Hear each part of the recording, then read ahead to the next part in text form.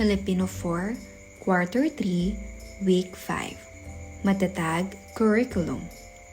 Para sa kasanayan, nauunawaan ang tekstong naratibo, epiko, natutukoy ang nagsasalita, nagsasalaysay, na ibibigay ang sariling solusyon sa suliranin. Nahihinuha ang sumusunod na pangyayari, na ibibigay ang opinyon at reaksyon sa pangyayari. Nagagamit ang mga kahulugan ng salita sa pagbuo ng pangungusap. Natutukoy ang panandang konteksto. Nagagamit ang angkop na diksyon, kaangkupan ng salita o retorika at estilo sa pagpapahayag ayon sa layon, magsalaysay at maglahad. Kahulugan. Mga nilalaman, epiko, panandang konteksto kasalungat, panghalip, pananong at panaklaw. Teksto, memes, logo, icons, barcode, QR code, cartooning at iba pa. Para sa integrasyon, usaping pangkapayapaan. Para sa unang araw. Kilos hula. Panuto, pangkatin ang klase sa dalawa. Bawat pangkat ay pipili ng kinatawan na siyang magpapahula sa mga salita habang ikinikilos ito. Bibigyan lamang ng tig-iisang minuto ang bawat pangkat kung sino ang maraming mahulaang salita sa loob ng 1 minuto ang siyang panalo. Mga halimbawang salita: kain, sayaw, luto, ligo, lakad, laba, linis, suklay, takbo, kanta, at marami pang iba. Lista tanong. Kung bibigyan ka ng pagkakataon na ma-interview ang idol mo, ano ang gusto mong malaman? Ilista ang katanungan.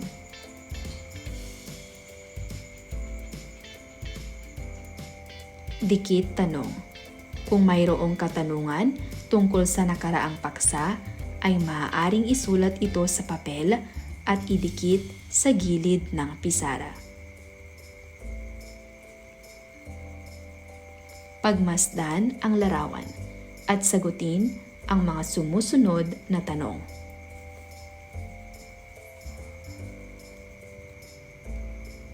Sino-sino ang nasa larawan? Ano-ano ang kanilang angking kakayahan? Paano sila nakakatulong upang mapanatili ang kapayapaan sa lipunan? Sino sa kanila ang iyong pinakagusto at bakit? Bakit sila tinaguriang bayani ng lipunan?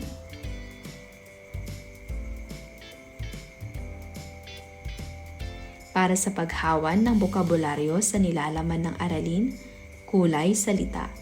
Pagsamahin ang dalawang angkop na salita batay sa ugnayan sa isa't isa. Lundian, ito ay akda na naglalaman ng kwento. Dilaw, magandang katangian ng tauhan. Pughaw, issue at usapin. Rosas, sagot sa mga issue at suliranin.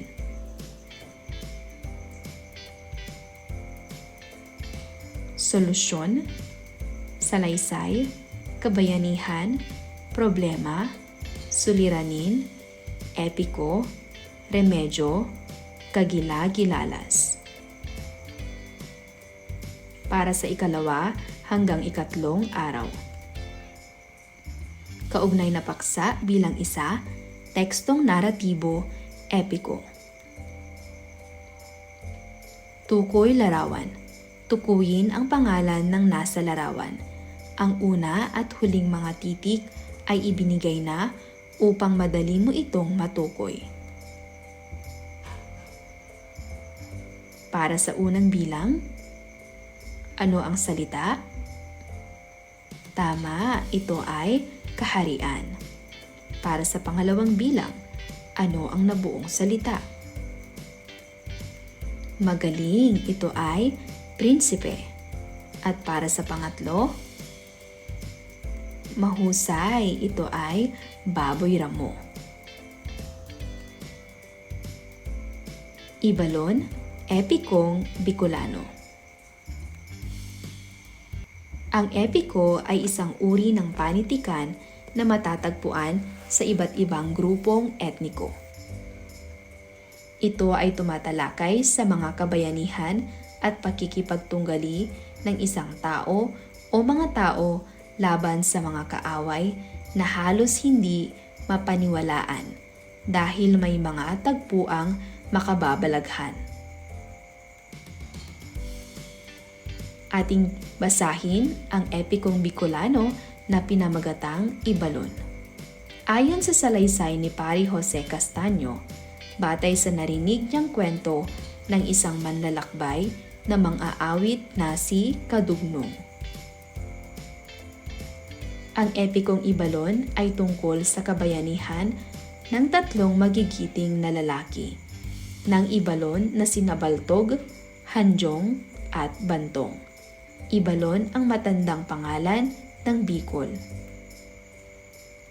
Si Baltog ay nakarating sa lupain ng Ibalon dahil sa pagtugis niya sa isang malaking baboy ramo. Siya'y nanggaling pa sa lupain ng Batawara. Mayaman ang lupain ng Ibalon at doon na siya nanirahan. Siya ang kinilalang hari ng Ibalon. Naging maunlad ang pamumuhay ng mga tao. Subalit, may muling kinatakutan ang mga tao. Ano sa palagay nyo ang kinakatakutan ng mga tao sa Ibalon? Tama, ang kinatatakutan ng mga tao sa Ibalon ay ang mga mabagsik na hayop tulad ng dambuhalang baboy ramo, buhaya, tamaraw, at iba pang mga halimaw. Bakit kaya nila kinakatakutan? Tama, kinatatakutan nila ito dahil ang mga hayop na iyon ay mapaminsala sa kanilang mga pananim at buhay. Isang malaki at mapaminsalang baboy ramo na tuwing sumasapit ang gabi ay namiminsala ng mga pananim. Si Baltog ay matanda na. Upang makilaban, tinulungan siya ng kanyang kaibigang si Hanjong. Pinamunuan ni Hanjong ang mga lalaki ng Ibalon upang kanilang lipunin ang mga dambuhalang buhaya, mababangis na tamaraw at lumilipad na mga pating at mga halimaw na kumakain ng tao. Napatay nila ang mga ito maliban sa isang engkantadang nakapag-aanyong magandang dalaga na may matamis na tinig. Ito ay si Oriol. Ano kaya ang naging reaksyon ng diwata nang pinagpapatay nila Hanjong ang mga mababangis na hayop sa gubat? Tama, maaaring nagalit ang diwata dahil pinatay nila ang mga hayop na nasa ilalim ng kanyang pangangalaga kahit na mapaminsala ang mga ito. Sa palagay nyo ba ay pinarusahan ng diwata ang mga taga-Ibalon? Magaling, oo, pinarusahan ng diwata ang mga taga-Ibalon dahil sa kanilang pagpatay sa mga nilalang ng gubat.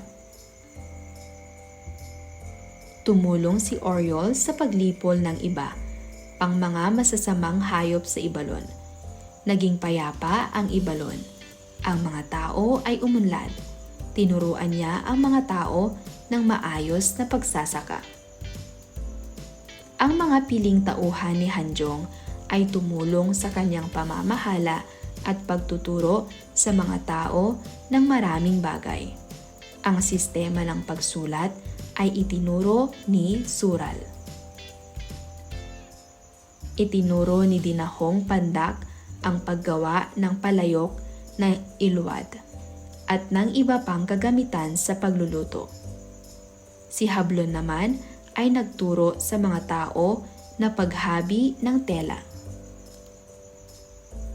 Sa ginantong ay gumawa ng kauna-unahang bangka ng araro, itak at iba pang kasangkapan sa bahay. Naging lalong maunlad at masagana ang ibalon. Subalit, may isang halimaw na naman ang sumipot. Ito ay kalahating tao at kalahating hayop. Siya ay si Rabut. Nagagawa niyang bato ang mga tao o hayop na kanyang maengkanto. May nagtangkang pumatay sa kanya, subalit sinamang palad na naging bato.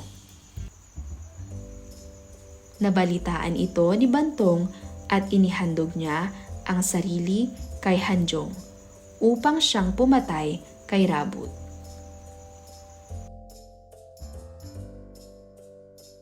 Natalo kaya ni Bantong si Rabut? Maaaring oo, natalo ni Bantong si Rabut sa pamamagitan ng pagpatay sa kanya habang natutulog. Nalaman ni Bantong na sa araw ay tulog na tulog si Rabut. Kanya itong pinatay habang natutulog. Nagalit ang Diyos sa ginawang pataksil na pagpatay kay Rabut. Ano kaya ang nangyari sa mga tao ng Ibalon nang magalit ang diwata sa kanila? Maaaring pinarusahan sila ng isang malaking baha na nagdulot ng pagkasira ng mga bahay at pananim at marami ang nalunod. Bakit kaya nagalit ang Diyosa sa mga taga-Ibalon?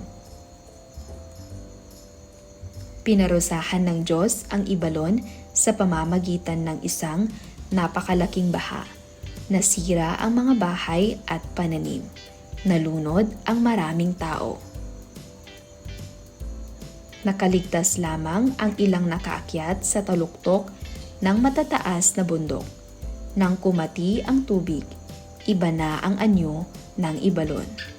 Nagpanibagong buhay ang mga tao ngayon sa pamumuno ni Bantong. Ano ang mahalagang konsepto ang nais iparating ng epiko sa mambabasa? Tama, nagalit ang Diyosa dahil sa pataksil na pagpatay ni Bantong kay Rabut nang hindi binigyan ng pagkakataong magtanggol ang halimaw.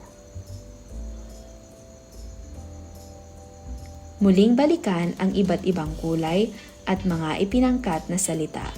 Gawing gabay ang mga salita sa bawat kulay para sagutin ang sumusunod na tanong.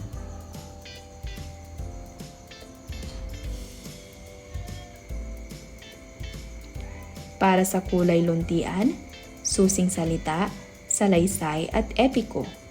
Tanong, anong naging reaksyon mo matapos basahin ang salaysay sa epiko?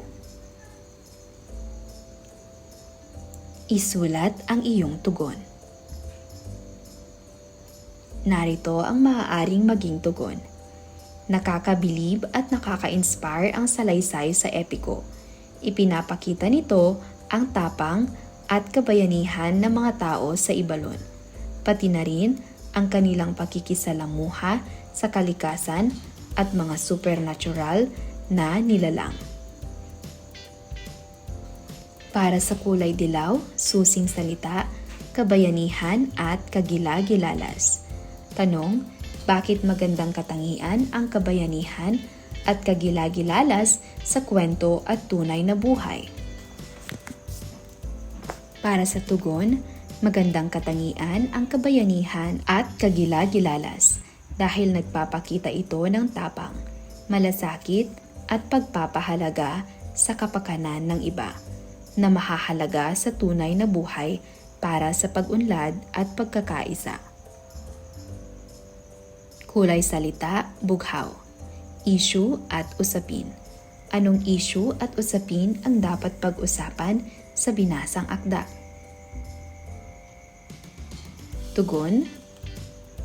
Ang issue na dapat pag-usapan sa akda ay ang pagpatay kay Rabut at ang mga epekto ng desisyon na iyon, pati na rin ang responsibilidad sa mga aksyon ng bawat isa. Rosas, solusyon at remedyo. Paano dapat bigyan ng remedyo o solusyon ang mga suliranin na ating nararanasan? Tugon. Ang mga suliranin na nararanasan ay maaaring solusyonan sa pamamagitan ng pagkakaroon ng malasakit, pag-unawa at tamang desisyon upang maiwasan ang mga negatibong epekto. Panghalip pananong at panaklaw.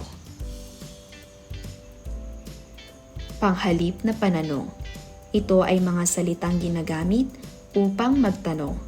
Ito ay nagtatanong kung sino, ano, saan, kailan, paano, at bakit. Narito ang ilang halimbawa ng panghalip pananong. Sino? Sino ang tatlong magigiting na lalaki sa binasang epiko? Ano? Anong katangiang tinataglay ni Bantong?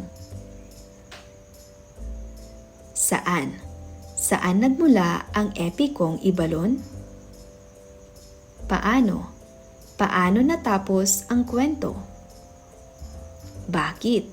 Bakit nagalit ang Diyos sa mga taga-Ibalon?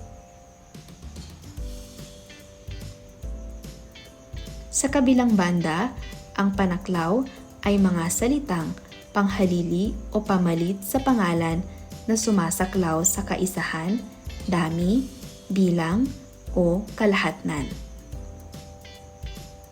Bukod dito, tumutukoy din ito sa isang pangalan na hindi tiyak o walang katiyakan kung ano nga ba ito. Halimbawa, sino man, ano man, saan man, alin man, lahat, at iba pa.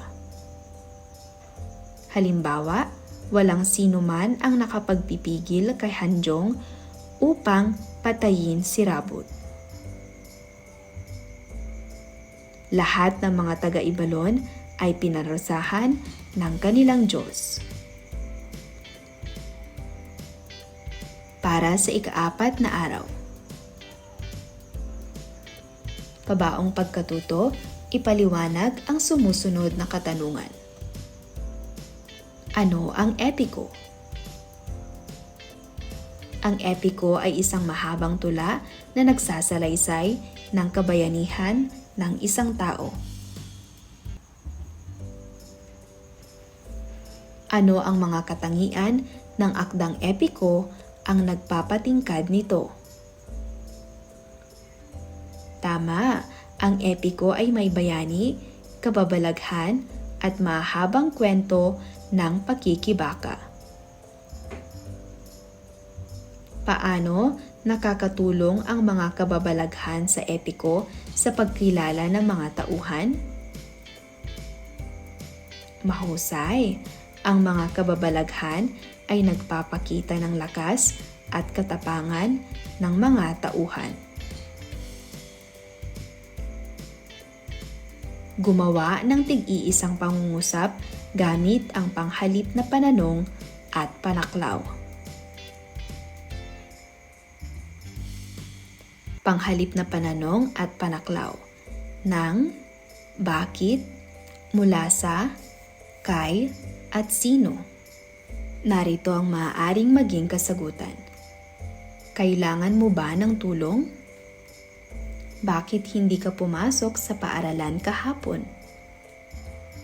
Mula sa anong lugar galing ang iyong pamilya?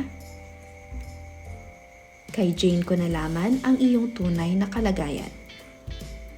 Sino ang nag-impita sa iyo sa party? Gabay nilay. Dugtungan ang mga pahayag batay sa iyong karanasan. sa pagtatapos ng talakayan. Nalaman kong patlang. Naranasan kong patlang. Naramdaman kong patlang. Bilugan ang wastong panghalip pananong sa bawat pangungusap. Una, ano, saan, kanino ang gusto mong kainin mamaya? Ano, saan, kanino mo itinapon ang basura? Ilan, ilan, ano-ano ang mga sasali sa palaro? Ano, kanino, ano-ano ang mga dadalhin sa Tagaytay? Kanino, ano, sino ka magpapaalam para lumabas? Narito ang mga tamang sagot. Ano, saan, ilan, ano-ano, at kanino. Para sa pagsusulit, suriin ang tanong at isulat ang titik ng tamang sagot. Ang epikong patlang ay tungkol sa kabayanihan ng tatlong magigiting na lalaki.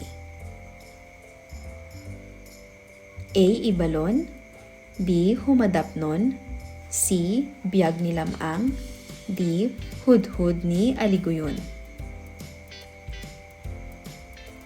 Ang tatlong magigiting na lalaki sa epiko ay sina A.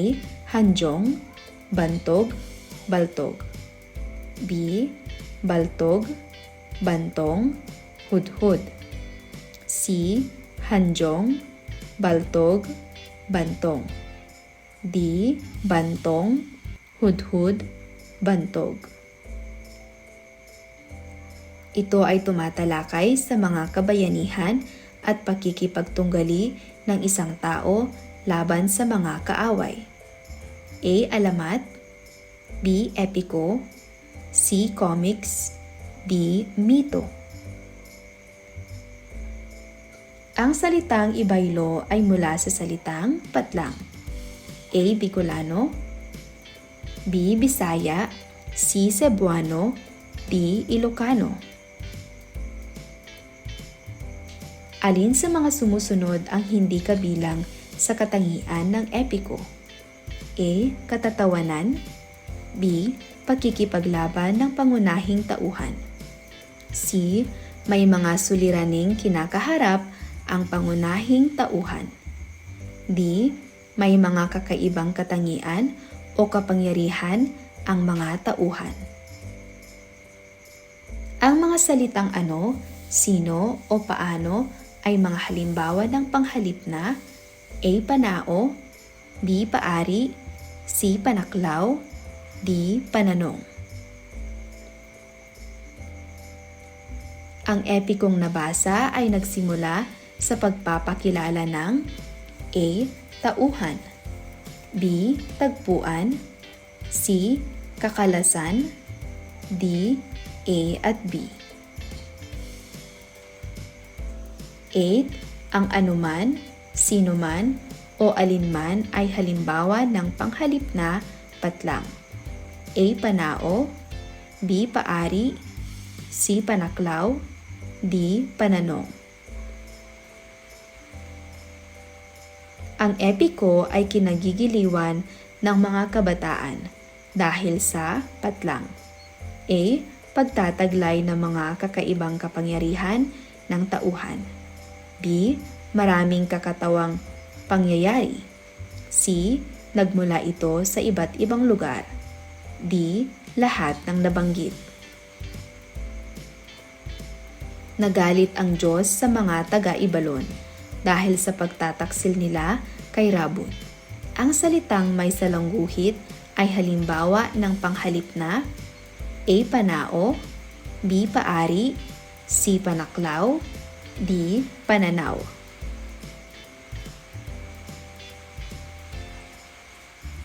Narito ang mga tamang sagot.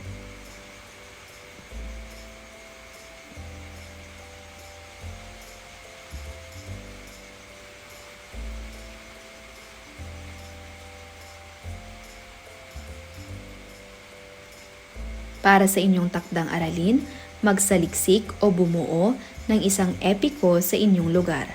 Gawing gabay ang patnubay para sa pagbuo ng burador.